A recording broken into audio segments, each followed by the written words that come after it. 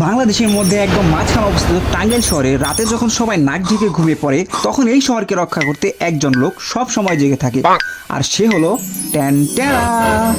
একই চোর না, সরি সরি। আর সেই মহামানবটি হলো ট্যান্টেরা, টিটোরান্টের শত্রু সিগমাদের বন্ধু কুমরন টায়ার। ইয়ে, থ্রি চিয়ার্স ফর কুমরন টায়ার। আবার ইংরেজি মারাও।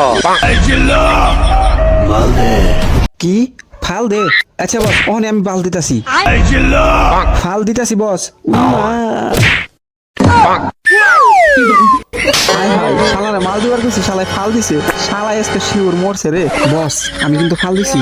ওই পাগল বয়রা চুপ কর।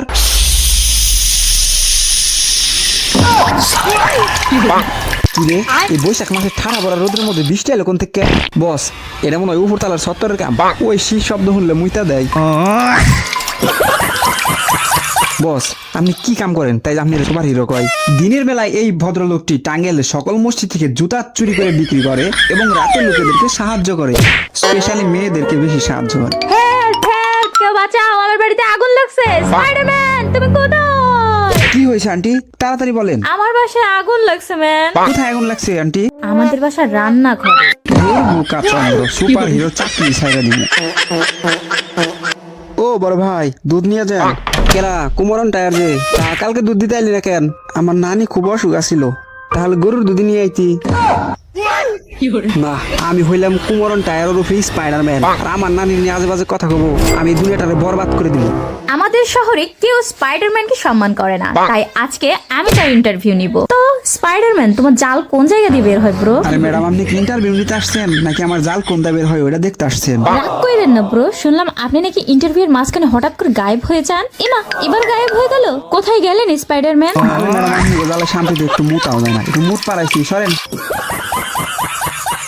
আসসালামু আলাইকুম হোয়াটসঅ্যাপ ইউটিউব। সুপার হিরো বলতে আমরা সুপারম্যান, আয়রন ম্যান কিংবা স্পাইডারম্যানকে চিনি। এখন তুমি বিশ্বাস করো বা না করো, ছোটবেলায় যখন টিভিতে দেখতাম যে মাকড়সার কামড়ে মানুষ স্পাইডারম্যানে পরিণত হয়েছে, তখন আমি আমার বাসার কোনায় কোনায় থেকে মাকড়সা ধরে নিজের কামড় পাইছি। এতে সুপার পাওয়ার তো দূরের কথা, কোনো মহামারী রোগ ছাড়া কিছুই হয় না। আর সত্যিকারের মাকড়সা কিন্তু পিছন দেওয়া জাল বের হয়, বাট সিনেমাতে দেখায় যে হাত দিয়ে বের করতেছে। এটা একটা কথা। কি হতো যদি সিনেমায় দেখানো স্পাইডারম্যানের হাতের বদলে পিছন দেওয়া জাল বের হইতো? বাঁচাও বাঁচাও, ছেড়ে দে শয়তান, আজ তোদের হাতে আমার মৃত্যু, ছেড়ে দে, তোরা কেউ বাঁচবি না। স্পাইডারম্যান তুমি কই? বাঁচাও। আর চিন্তা করবেন না আন্টি, আমি থাকতে আপনার কোনো ভরসা নাই, আমি আইসা পড়ছি। আর আমি যদি বাংলাদেশের নাম্বার 1 পরিচালক হইতাম তাহলে কিসের বলিউড কিসের হলিউড, ওদের থেকে ভালো মুভি আমি প্রডিউস করতে পারতাম, বাট হিরো বানাইতাম কাকে? ভাই আমি থাকতে বাংলাদেশ আপনি কি কারো চোখে দেখেন? ওই শালা তুই আগে হুইসা আই যা সর। বাট তোমরা কি জানো কেন আমাদের বাংলাদেশে আজ পর্যন্ত কোনো সুপার হিরো নিয়ে ছবি তৈরি হয় নাই? ওমা জানি না তো।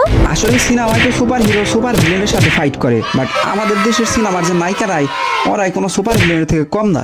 মানে দেখো এদেরকে। হ্যালো গাইস, আমাদের বাংলাদেশের নায়িকাদের আগার থেকে পাছায় বেশি বড়, এই জন্য দেখবা বাংলাদেশের বেশিরভাগ 14 ইঞ্চি টিভির পিছন বড় থাকে। সিরিয়াসলি স্যার, আমাদের সিনেমার জন্য যে একটা নায়িকা দরকার ছিল না, একটা কিন্তু পাওয়া গেছে। আরে বাপরে, এটা কি নায়িকা নাকি সার গরু? সার গাই গরু, ও তো মাইয়া। চুপ কর, এই নায়িকা তো টিভিতে আসবো না। তুই কি আর কাউরে পাইলি না? স্যার আর 2 জন আছে, এই যে দেখেন। ওরে বাবারে, এই নায়িকা যদি গাই গরু হয়, এটা তো গাই গরুর আম্মা।